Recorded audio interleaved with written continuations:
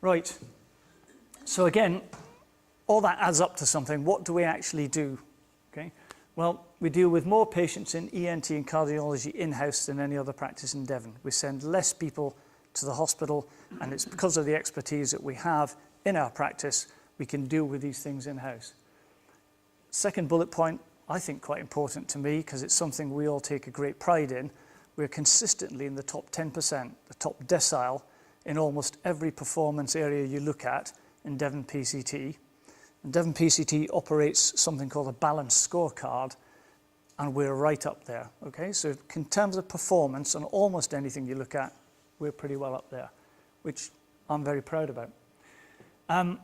We're the second most cost-efficient prescribing practice in our group of commissioning practices. So we've clustered together with 17 other practices in preparation for these new governmental changes, and we're actually really good at being cost-efficient, prescribing effective medicines at a price that the health service can afford. And we consistently rate higher than national average in user surveys undertaken in-house. And the in-house in quotes is really important because we have been doing these surveys for quite a long time, and we do perform really, really well on those, which brings us on to the next slide. Third bullet point down, surveys taken independently from outside the practice or online surveys, we don't do so well on. Okay? So there's a mismatch there that we don't fully understand yet, and that is part of the reason why we want to be here today, to talk to you, get your views on where we ought to be doing things maybe a little bit better.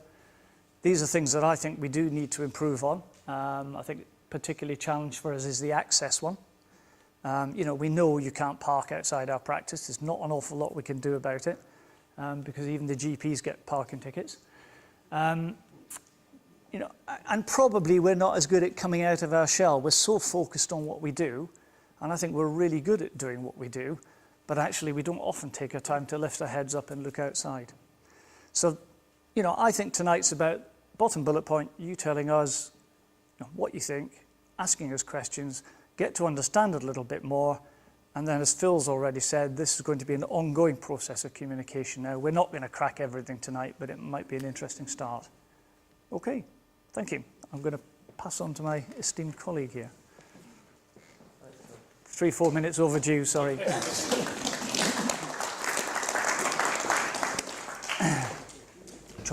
Yeah, thanks, Graham. I'm just, because of my neck, I'm going to come over here. Can you all hear me? Yeah. Well, what Graham said towards the end there was about improvement, and improvement is about dialogue, it's about understanding. And I think, being an educationalist, I would say, education, education, education, because I think it's about us understanding where your perspectives, having some understanding of what your perceptions are, where you'd like the practice to go, but equally you understanding where we're coming from, what our constraints are. Graham's given you a good overview of what the skills are. So it's about a dialogue, and I thought that, you know, we could look at this as an educational event. And that means it's about an exchange, and that's, I hope, what we can achieve later on, is some, rather than just layering on lots of information at you, we can actually get something back from you. You can give some feedback back to us. So I thought, to put it all in context, it might be interesting just to think how education, learning, comes into everything that we as doctors do. And actually in Greek, I think doctor does mean teacher. And so you can think about it in the doctor-patient relationship. When you go in to see your doctor, sometimes it's not about giving you any prescription or anything. It's about conveying an understanding of what this illness is and the fact that it might get better on its own. Equally, it's about you saying to the doctor, I can't take those, doctor, they give me a rash. So it's a bit of an exchange, even at that level. And then we come down to an interest of many of us, and that's about learners in the practice. And some of you may be aware of our activities there, and that's about teaching, conveying to learners, student doctors or trainee GPs, you know, what general practice is about. And it's not just about knowledge, it's about attitude, it's about communication and things like that. And then, of course, between us as doctors, we have quite a strong clinical governance educational program in the practice. And that's about looking at events that happen, learning from them, promoting new ideas, looking at how we consult, the whole host of various activities going on. And then that brings us down to today. And that's about the practice population and the practice relationship. And that's, in a way, we can look at this as a relationship where we consider the issues around the provision of healthcare in Dartmouth. So it's sort of about the issues, it's not about personalities, and we can put the stuff out there and we can consider it in an educational context. To understand how we might go forward and where we are at the moment, it's actually worthwhile looking back into the past. And this practice has actually quite a strong tradition in service provision and education. Some of you here may remember Dr. McConaughey. Hands up, anybody who remember Dr. McConaughey? Dr. McConaughey was really quite an outstanding GP. He qualified in the 1930s, and he went on to be a founder member of the Royal College of General Practitioners, and was editor of the College Journal, which is the most esteemed journal of general practice in the world, for 17 years. I mean, you may not appreciate, that's an astonishing feat. And so he used to get the night train up from Dartmouth up to London, and so he'd be out of the practice. Now that might sound familiar, and some of you may think, oh, these doctors are always off doing everything nowadays. Well, actually, going back many years ago, some of the doctors in the practice were doing that. And that, what was driving them on was their enthusiasm and their desire to improve the quality of general practice at a higher level. Irene Scorn worked, I don't know if any of you know Irene. Irene was very closely involved with Mac in working for the college, as was Giles Keane. Giles came down to Dartmouth as a trainee in 1950, and Dartmouth was one of only 6 practices in Devon offering a traineeship. It was really in the infancy of training doctors for general practice, and again the practice was there. It was providing the opportunities for doctors to train. Dr. Keane came down and actually was encouraged by Dr. McConaughey in the 1950 polio outbreak, which some of you may remember, to write it up, and he got an MD thesis, which is one of the higher medical degrees that you can get. Dr. McConaughey having got an MD in 1947. So going back these years ago, these 2 doctors were actually quite outstanding at their time. Sadly, Giles is aging a bit. Obviously, Dr. McConaughey's not with us. But moving forward a bit, we can pick up the same with Dr. Ban and particularly with Dr. Fenton, because he was involved in training for many, many years. I think it's something like 15 trainees, maybe even more, have gone through the practice with their 1-year attachment and now gone out to be GPs throughout the UK. So that's been a strength of the practice, and we're now involved in that again. Innovation's important, and Graham, in a way, has been quite self-depreciating. He has actually been nibbling away at the forefront of trying to develop different ways of trying to promote healthcare within localities. And some of what the government is putting forward now is very much in step with what Graham was talking about quite a few years ago. And it may be modified for political reasons. Well, that's okay. But there's some good stuff in there. And it's about local accountability. And that's something to hold on to. And that, again, that's what this is about. Adam and Tony, we've mentioned about the cardiology and the ENT. And Adam has particularly been involved in the DART referral. Those of you who've been referred, you may have had something back from DART. Referral gives you the telephone numbers to ring and go forward. No? No one's been referred. Anyway, Adam's involved in looking at the quality assurance of that, streamlining referrals, ensuring that the people who need to be referred do need to be referred, so that we can use the taxpayers' money efficiently. Next slide. Okay, where are we at the moment? Well, we're heavily involved in GP training. We've got a lovely trainee at the moment, Lucy, who sadly is off sick, knocked off her bikes, with white van man stuff.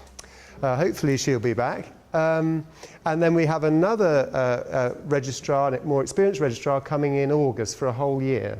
And many of you will be used to seeing our trainee doctors over the years. I think I'm just re-emphasising we're getting more involved in that again. Myself, I'm sort of involved in very much in selection of doctors who want to go into GP training and also in their assessment and helping them, those that are struggling in their teaching. And also collectively, we were all involved in a doctor who wasn't anything to do with Dartmouth, but we had concerns about, such that actually subsequently she's referred to the GMC, and Adam was very, very much involved in the assessment of that particular doctor. No, go back, please. Medical student teaching, we take final year students. Some of you may have been involved in that. Adam and Fiona here, heavily involved in that.